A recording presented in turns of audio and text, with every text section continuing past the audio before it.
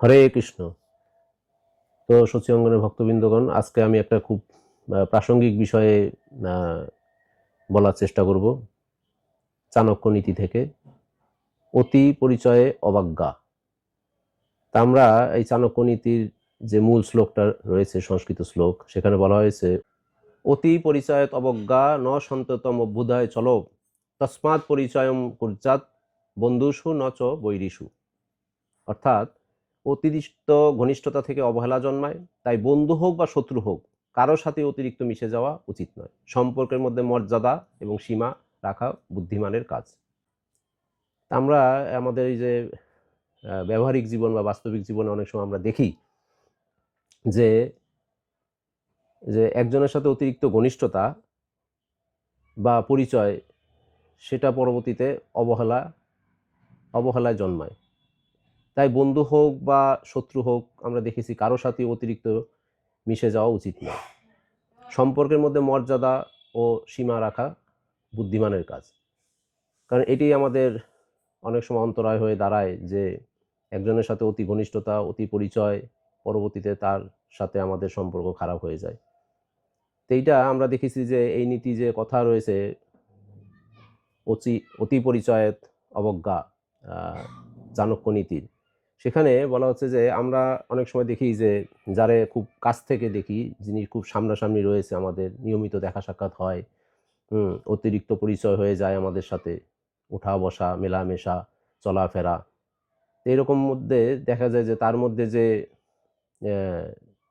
গুণগুলো রয়েছে, যেই ব্যক্তির সাথে আমি চলাফেরা করছি বা যে ঘনিষ্ঠ বন্ধুর সাথে আমি চলাফেরা করছি, তিনি হয়তো প্রথমে যখন তার সাথে পরিচয় হয়েছিল তাকে অনেক মূল্য আমরা দিয়েছি, তাকে মূল্য দিয়ে তার কথা আমরা খুব মনে প্রাণে শুনেছি, এবং তার সাথে আমরা একটা মোটামুটি দূরত্ব মেনটেন করে, মানে একটা ডিস্টেন্স রেখে তাকে সম্মান দিয়ে, হতে পারে তিনি বয়সে বড়, হতে পারে তিনি সমবয়সী, এরকম করে আমরা তার সাথে মিশেছি।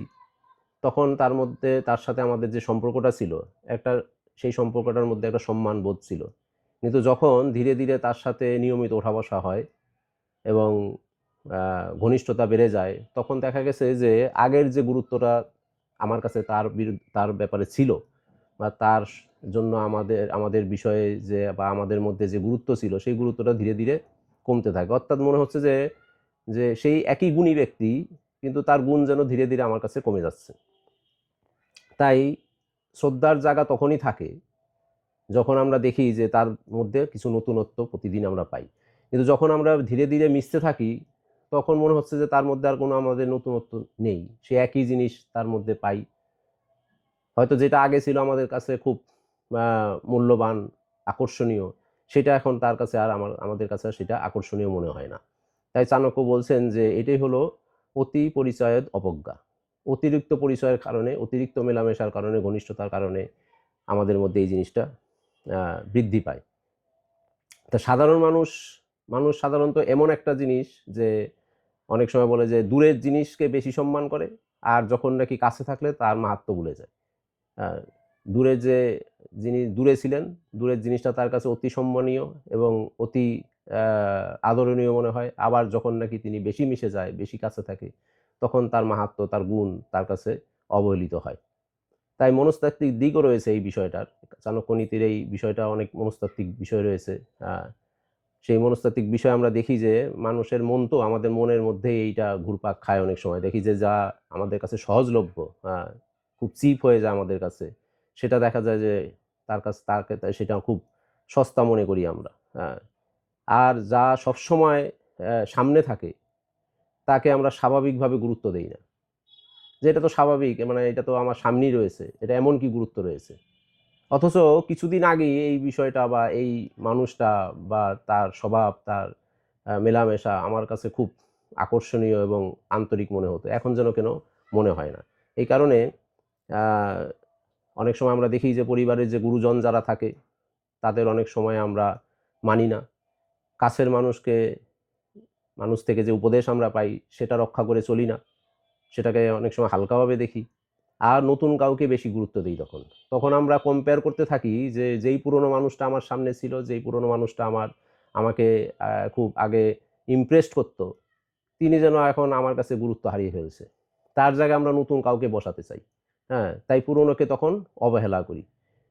এটা যদি আমরা শাস্ত্রের আলোকে বিচার করি, শাস্ত্রের আলোকে বিচার করতে গেলে দেখা যায় যে ভগবানের ক্ষেত্রেও আমাদের একই রকম অবস্থা হয়ে যায়, এই নীতি প্রযোজ্য হয়ে যায়।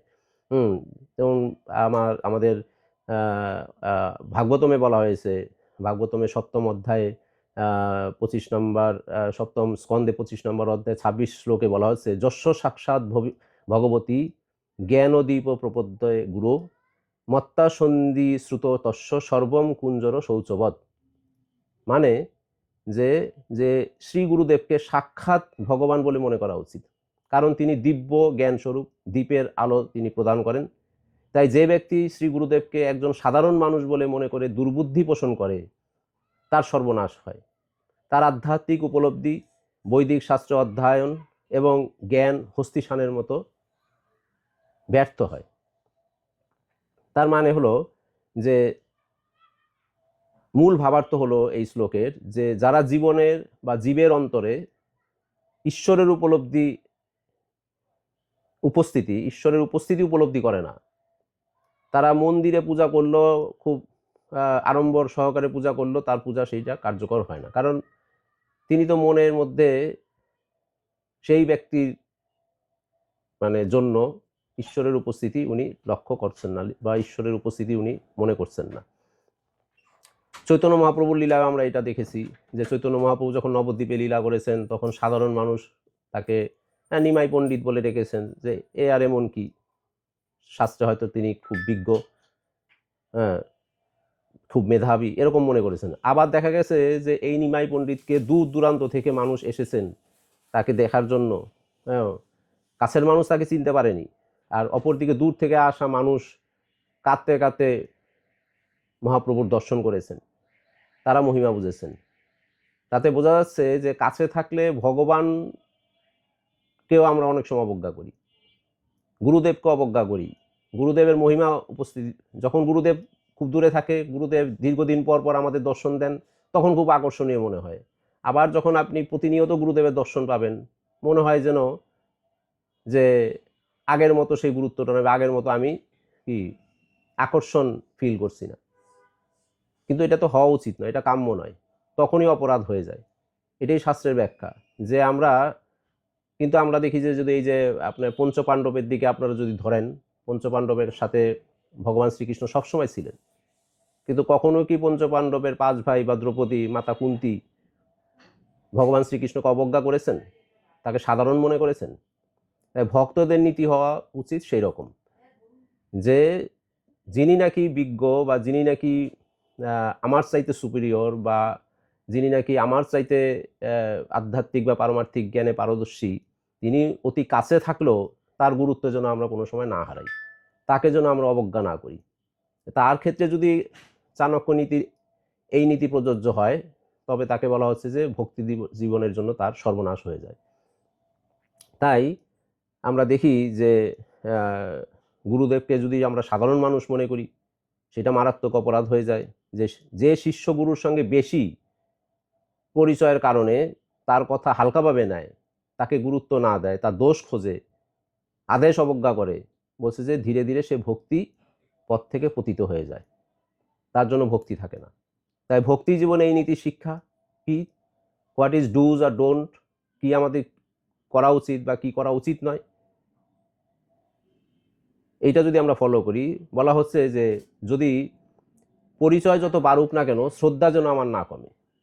পরিচয় বাড়তেই পারে, আমরা মিশতেই পারি, কেন আমরা শ্রদ্ধার দিকটা হারিয়ে ফেলবো? আমরা শ্রদ্ধা কেন আমরা কমাবো? তাই বলা হচ্ছে যে পরিচয় যত বাড়ুক, শ্রদ্ধা যেন আমার না কমে। ভগবান, গুরু, বৈষ্ণব যারা রয়েছেন, সবাইকে নিত্য নতুনভাবে দেখার চেষ্টা করা উচিত। সবার কাছে সবার মধ্যে প্রতিদিন আমি যেন নতুনত্ব দেখতে পাই, সেই রকম মানসিকতা আমার গড়ে তোলা উচিত। আমি তাকে চিনি এমন ভাব নয়, বা আমি এখনো সম্পূর্ণ তাকে চিনি না এই ভাব রাখা উচিত নয়। আমি তাকে চিনি এমন ভাবও রাখা উচিত নয়, আবার আমি তাকে এখনো সম্পূর্ণ চিনি না এরকম ভাবও রাখা উচিত নয়। তাহলে কি করা উচিত? অতিরিক্ত ঘনিষ্ঠতার দোহাই দিয়ে আদব কায়দা যদি আমাদের ছেড়ে দেওয়া হয়, গুরুর বা বৈষ্ণবের দোষ খোঁজা, ভগবানকে আমার মতোই ভাবা, তাহলেই অতি পরিচয়ের অবজ্ঞা এখানে কার্যকর হবে। আর তখন আমাদের কি হবে, জাগতিক জীবনে তো সম্পর্ক নষ্টই হয়। এটা যদি আমরা মানে পারমার্থিক বা আধ্যাত্মিক ভক্তি জীবন ছাড়া জাগতিক জীবনের ক্ষেত্রে এই নীতির প্রযোজ্য ঘটাই, যে জাগতিক জীবনে আপনার সেটা আপনার কর্মক্ষেত্রে হোক অথবা বন্ধু বান্ধবের মধ্যে হোক, যার কাছেই হোক, যার কাছে একটা সময় আপনি অনেক শিক্ষা নিয়েছেন, যার কাছে একটা সময় আপনি অনেক কিছু শিখেছেন, অথচ এখন তাকে আপনি গুরুত্ব দিচ্ছেন না, তাহলে তখন কি হয়, জাগতিক জীবনে যদি ঘটে তাহলে জাগতিক জীবনের সম্পর্ক নষ্ট হয়ে যায়। আর আধ্যাত্মিক জীবনে যদি এই এই জিনিস আসে তাহলে আধ্যাত্মিক জীবনে আমরা সর্বনাশ ডেকে আনি। তাই ভক্তির যে মূল ভিত্তি, সেই ভিত্তি হলো কি, শ্রদ্ধা যোগ বিনয় আর হলো সচেতনতা। এই তিনটা জিনিসকে যদি কেউ ব্যালেন্স করতে পারে, তাহলে দেখা যাবে কি, যেখানে শ্রদ্ধা থাকে সেখানে পরিচয় বিপদ নয়, তার সাথে অতিরিক্ত পরিচয় হোক, অসুবিধা কি আছে, কোনো বিপদ ডেকে আনবে না। কিন্তু শ্রদ্ধা হারালেই পরিচয় হয়ে যায় অবজ্ঞার কারণ, তখন আর এটা শ্রদ্ধার পর্যায়ে থাকে না, তখন আমার অপরাধ পর্যায়ে চলে যায়। তাই ভাগবতমের সঙ্গে যদি আমরা এটা মিলাতে চাই, সেখানে বলা হচ্ছে যে ভক্তির ক্ষেত্রে যেটা, কারণ ভাগবতমের সম্পূর্ণ বিষয়টা হলো কৃষ্ণ ভক্তি, সেখানে বলা হচ্ছে যে অপরাধহীন ঘনিষ্ঠতার ভক্তির ক্ষতি করে, আর ভগবান বা ভক্তদের প্রতি অবজ্ঞা ভয়ঙ্কর অপরাধ, নাম অপরাধ, বৈষ্ণব অপরাধ এগুলো সৃষ্টি করে। তাই আমাদের উচিত যে এই যে অতি পরিচয়ের অবজ্ঞা, এইটা যেন আমরা না করি। আমরা যার সাথেই সম্পর্ক রাখবো, মেশার আগেই যেন আমরা এগুলো চিন্তা করি। আমাদের যদি মিশতে মিশতে এরকম অবস্থা হয়ে যায়, তাকে আর আগের স্থানে আমরা রাখতে না পারি, তাহলে এটা প্রথমত হলো, যে ব্যক্তি তার সাথে এরকম করছে তার তো ভক্তি জীবন হোক, জাগতিক জীবন হোক, যেই পর্যায়ে এটা ধরেন না কেন, তার এটা অনেক ক্ষতির সম্মুখীন হয়। আর বিশেষত যেহেতু আমরা ভক্তি জীবন পালন করার চেষ্টা করছি, তাই আমাদের এই বিষয়ে অতিরিক্ত সচেতনতা থাকা উচিত, সতর্কতা থাকা উচিত, এবং প্রত্যেকটা সম্পর্কের ক্ষেত্রে তার মূল্যায়ন করা উচিত। কেন আমি এই সম্পর্কটা করেছি, কেন তার সাথে আমি এত মিশেছি, কেন তিনি এত আমার কাছে গুরুত্বহীন হয়ে যাচ্ছে। যদি এরকম পর্যায়ে হয়, তাহলে আমাদের উচিত সেটা যেন আমরা রিপেয়ার করি, সেটা যেন আমরা আত্ম উপলব্ধি করি যে এই ব্যক্তির সাথে যেন আমার আগের শ্রদ্ধাবোধ ফিরে আসে। আর যদি সেটা সম্ভব কোনো সময় না হয়, তাহলে একটু দূরে থাকাই ভালো, ঘনিষ্ঠতা কমিয়ে দেওয়া ভালো। ঘনিষ্ঠতা যদি রাখতে হয়, যেখানে বলা হচ্ছে যে শ্রদ্ধার জায়গা যেন না কমে, তার মধ্যে আমি যেন প্রতিদিন নিত্য নতুন উপলব্ধি আমি লাভ করতে পারি, তার কথায় হোক, তার আচরণে হোক, সব কিছুতে আমরা যেন নিত্য উপলব্ধি করতে পারি, তখন দেখবো আমরা যে আমরা আর এই অতি পরিচয়ের অবজ্ঞা এই বিষয়টা আমাদের মধ্যে আর ঘটছে না। আশা করি আপনারা এই বিষয়ে আমরা সবাই মিলে সজাগ হব এবং সচেতন থাকব। হরে কৃষ্ণ কৃষ্ণ কৃষ্ণ হরে হরে, হরে রাম রাম রাম হরে হরে। জয় শ্রীল প্রভুপাদ কি জয়।